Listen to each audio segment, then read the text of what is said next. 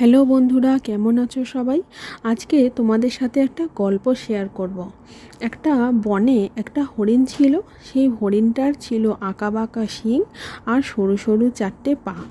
তো হরিণটা যখনই জল খেতে যেত সবসময় তার শিংগুলোকে দেখে তার খুব ভালো লাগতো, কিন্তু তার সরু সরু পাগুলোকে সে কখনোই পছন্দ করতো না।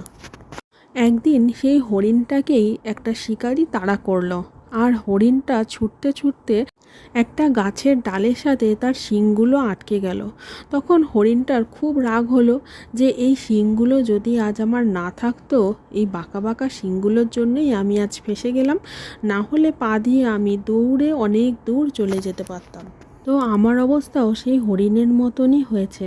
এত সুন্দর ডিজাইন করা খাট না হয়ে যদি একটা প্লেন খাট হতো তবে আমার খুব সুবিধা হতো, আর ডোডো মাথায় বারবার ঠোকা খেত না। তো আমার এই ভিডিওটা তোমাদের কেমন লাগলো তোমরা কমেন্ট করে জানিও। টাটা।